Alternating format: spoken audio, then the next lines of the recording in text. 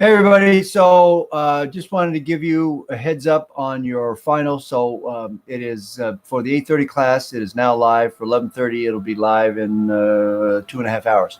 So you have it's 75 points. You have three parts to it, and each one of those is more or less a creative aspect. So the first one, I want you to do a business card, and if you don't have one, you should get one. And there are a number of one I go to quite frequently when I want to do a new business card is Zazzle.com. I do one for my blogs.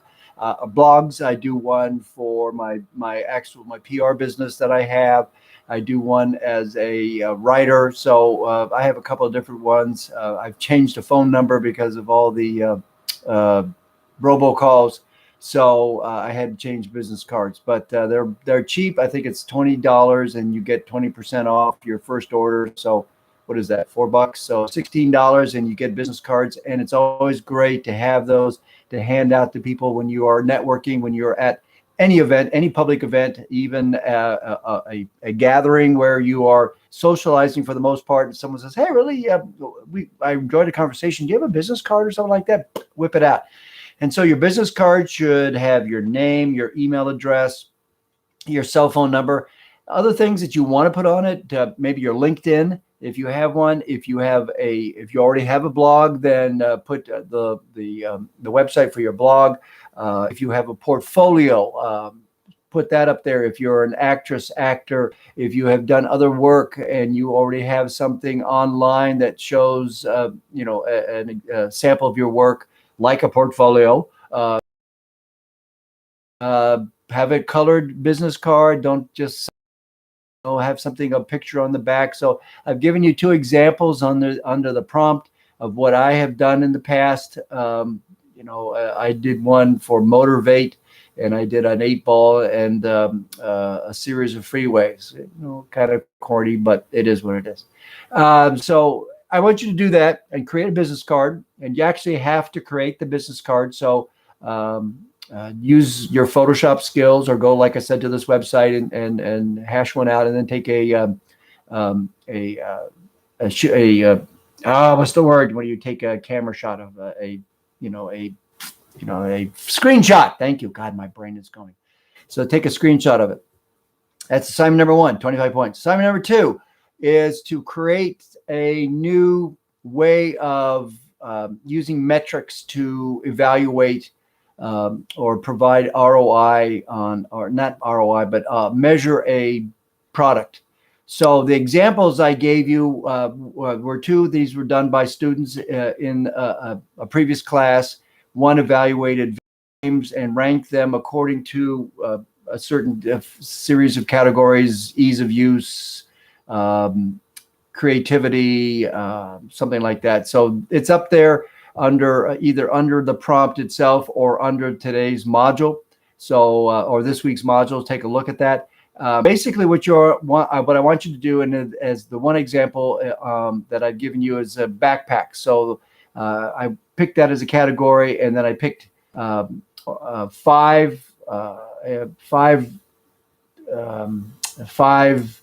things. I don't know what the word I would say. Five aspects of that backpack that you want to evaluate, and so then you pick five competitors. So I picked Herschel. I picked Supreme has one. I picked I don't know whether it's Nike, but two other bags, and so then you got five bags, five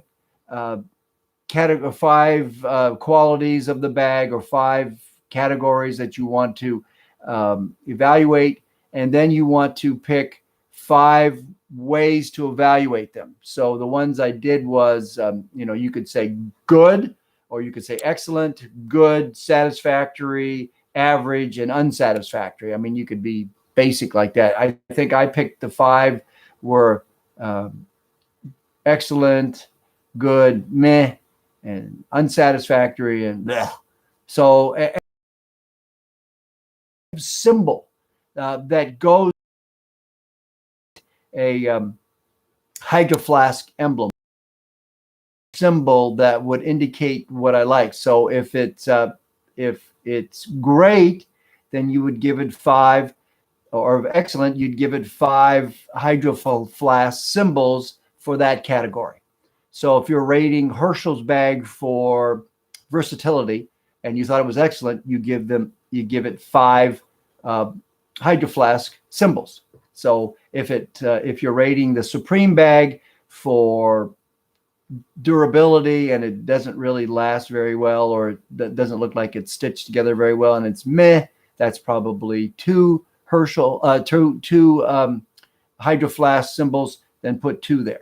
I think the last one is cool factor, so then you can rate each bag according to, or backpack according to cool factor. So that is what we call social impact, and that is a rating system that you're creating, and you want to do that for at least one product, and then, like I said, 5, 5, 5. So 5 competitors, 5 categories that you are evaluating, and then 5 ways to evaluate it: good or excellent, good, satisfactory, average, or maybe unsatisfactory and bad. So that's assignment number 2. So that's worth 25 points.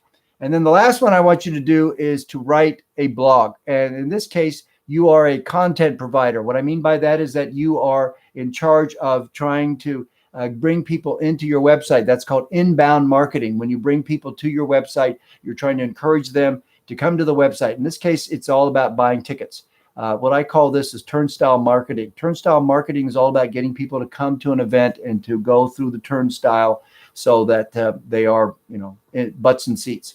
So I want you to write about an event that's coming up, whether it's an entertainment event or a sports event. You can talk about an artist who's going to perform, or a rock band, or a rap artist, whatever you want, who's coming to an arena, a music center, Staples, whatever it is.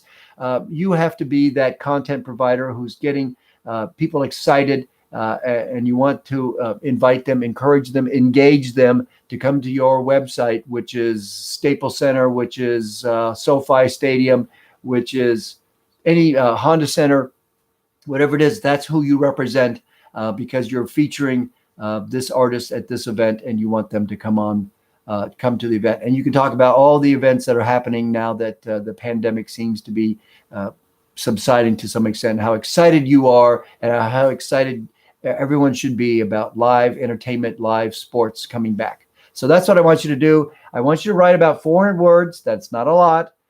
And write it, though, as if you are inviting people to come to your website and to look at all the wonderful opportunities to be a part of history, or be a part of live performances or live sports.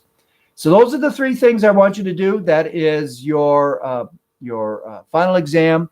It's due, depending on the day that your final exam is due. I think for 8:30 class, I think it's due the 19th, and for the 11:30 class, I believe it's due the 20th.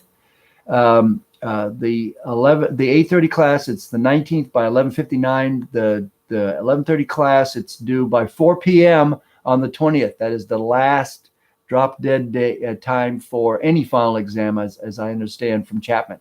So get those done. I'm going to grade you on your creativity, on your your artistic skills, but also more about your salesmanship. It isn't so much about your artistic skills, but about how you present yourself with your business card, about how you present yourself with your blog, how you represent your client or your company, in this case, the entertainment center.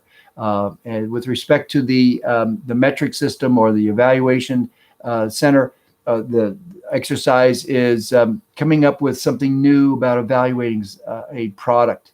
How you would present that if we were to become a ranking company, if we were to sell this service to clients. It's something that you could create, and we could sell this to, or basically present this idea to a client. Let's say that we would pick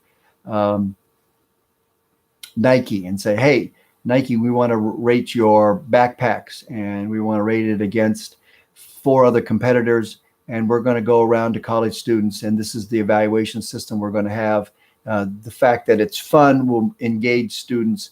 will get students to do this more readily. And so it could be something that we could sell. So think of it as a sales opportunity. So make it fun, but make it, easy for people to create and to respond to. All right, that's it. As always, I will be available to answer questions from any of you, and we will go into more discussion on Tuesday when we meet for the last time on Zoom. So I wish you a happy weekend. Thank you, and that's it. Bye.